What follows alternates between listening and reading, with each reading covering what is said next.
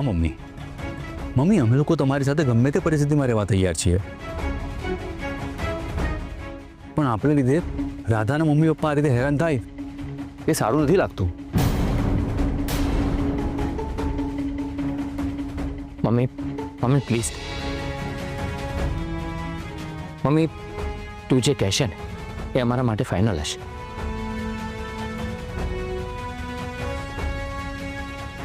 પણ mummy please ભગવાન ઉપર વિશ્વાસ રાખ,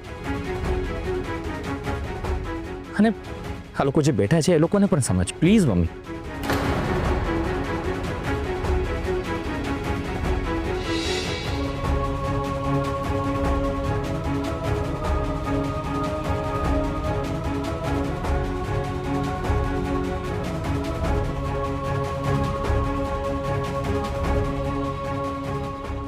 ઠીક છે, અમે ઘરે આવવા માટે તૈયાર છીએ.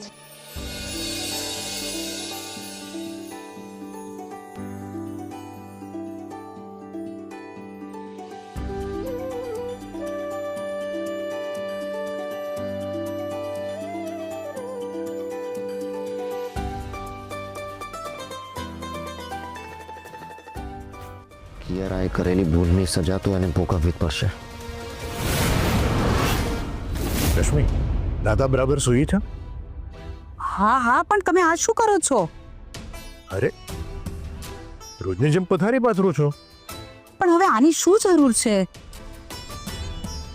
રશ્મિ, હજી મારી રાધા સાજી નથી થઈ ને જ્યાં સુધી મારી રાધા પહેલાની જેમ હસતી રમતી ન થાય ને ત્યાં સુધી હું નીચે જ સૂઈશ.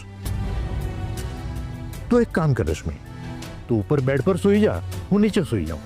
કેવી વાત કરો છો? તમે નીચે સૂશો અને હું બેડ પર, એવું શક્ય છે ખરું? મેં તમારો દરેક વાતમાં સાથ આપ્યો છે. રશ્મિ, તમારી આ વાત પણ માની લે ને. ખોટી જીદ નહીં કરો. હા, આ બધાને પણ સાચવવાના છે. એમની માટે તમારે ને મારે બંને સ્વસ્થ રહેવું જરૂરી છે. જો તમને કે મને કંઈ થઈ ગયું તો પછી આ બધાનું ધ્યાન કોણ રાખશે?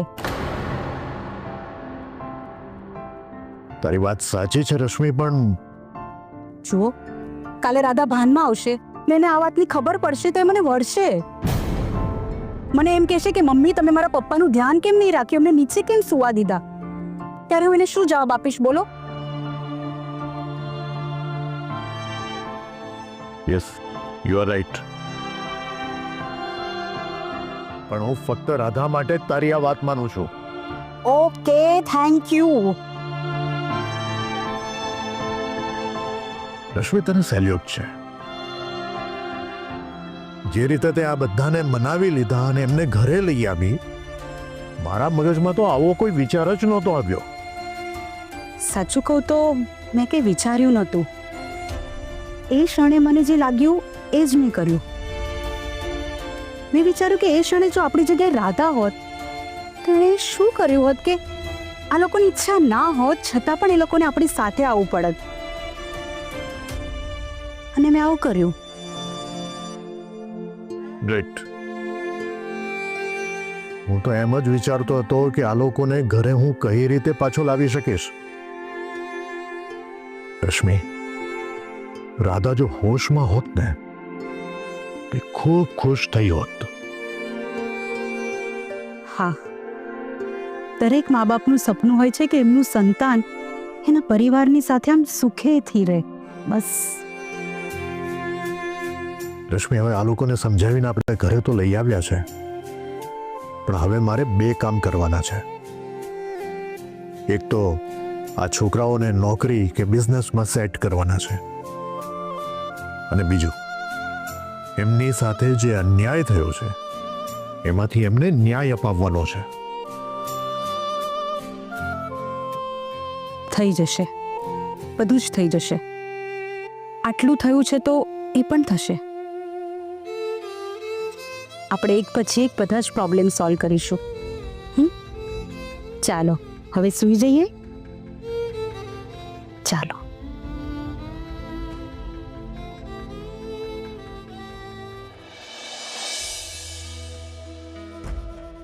ગણપતિ બાપા, તમે તો વિઘ્ન હરતા છો. મારા જીવનમાં, મારી રાધાના જીવનમાં જે વિઘ્ન આવ્યા છે એને દૂર કરો ભગવાન. રાધા વગર કૃષ્ણ અધૂરો છે. અમારો પરિવાર અધૂરો છે, તમે પણ જાણો છો. જ્યારે રાધા હતી ત્યારે અમારા પરિવારને દરેક સંકટોમાંથી ઉગારી લેતી હતી. દરેક સંકટમાં મક્કમતાથી ઊભી રહી. અમને બધાને ગમે તેવી પરિસ્થિતિમાં હસતા રહી જીવન જીવતા શીખવાડ્યું છે. મારી એ હસતી રમતી અને દિલ ખોલીને વાતો કરતી રાધાને ફરીથી બોલતી કરી દો ભગવાન. હું હંમેશા તમારો ઋણી રહીશ. હંમેશા.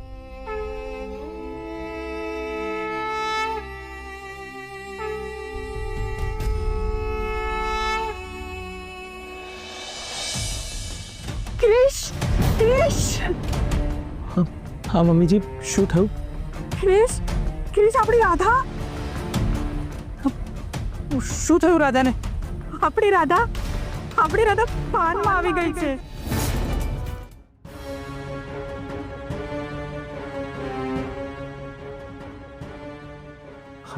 અરે ભાઈ, શું થયું? રિક્ષા કેમ ઊભી રાખી? જાણી જોઈને નથી ઊભી રાખી, બગડી ગયો એવું લાગે છે. શું? તો કેટલી વાર લાગશે?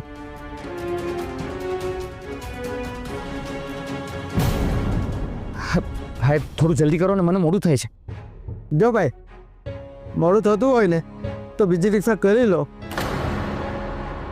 હા, અડધો કલાક લાગશે રિપેરિંગ કરતા. હે ભગવાન, તો બહુ મોડું થઈ જશે. ભાઈ, તમારા કેટલા પૈસા થયા? ગાડી જ બગડી ગઈ છે તો તમારી પાસે શું લેવાના? અરે તો પણ જાઓ, તમે જાઓ.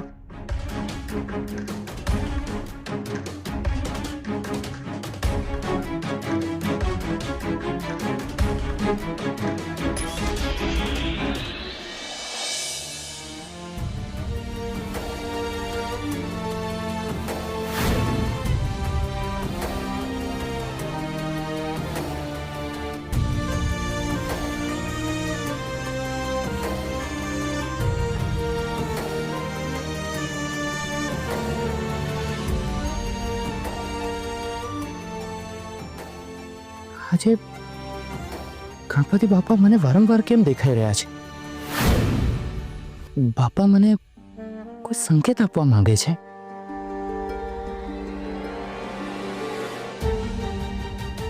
હા, ચોક્કસ બાપા મને કોઈ સંકેત આપવા માંગે છે. હા, બાપા ચોક્કસ મને કોઈ સંકેત આપવા માંગે છે. પણ શું?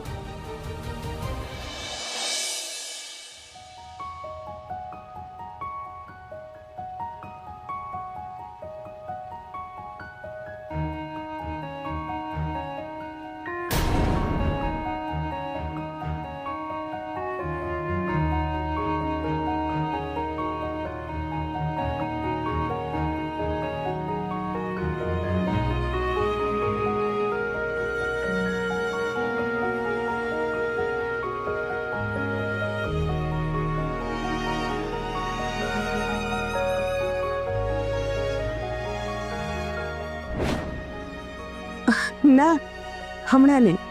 હમણાં તને કામ પર જવાનું મોડું થાય છે ને, અને ક્રિશ પણ તારી રાહ જોતો હશે. કંઈ વાંધો નહીં. અબ તો સાંજે આવશે ને એટલે નિરાંતે બેસીને વાતો કરીશું. ઠીક છે સાસુ, હું સાંજે આવું ને એટલે આપણે બંને મન ભરીને બહુ જ બધી વાતો કરી લઈશું.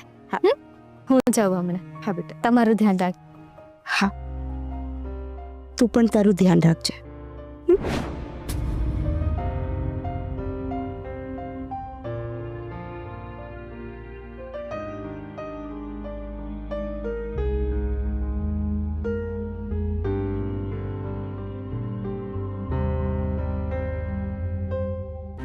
ભાભી, પાણી. ઉભા.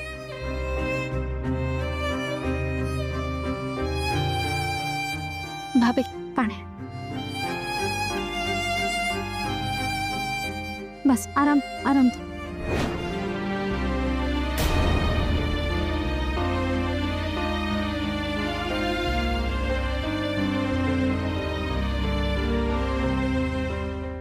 રાધા, તારા વગર હું સાવ એકલી પડી ગઈ છું.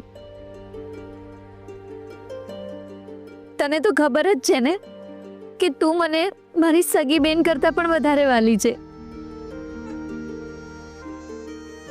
અને રાધા, શ્રેયા પણ તને બહુ યાદ કરે છે. તને ખબર છે શું કહેતી હતી કે મારે રાધા કાકી જેવા બનવું છે.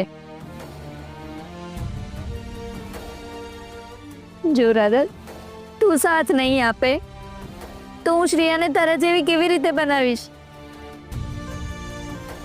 બોલ ને રાધા.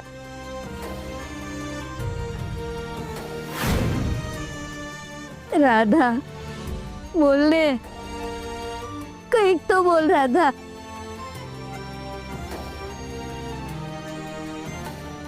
હા રાધા, રાધા, મારે તારી સાથે બહુ બધી વાતો કરવી છે બેટા.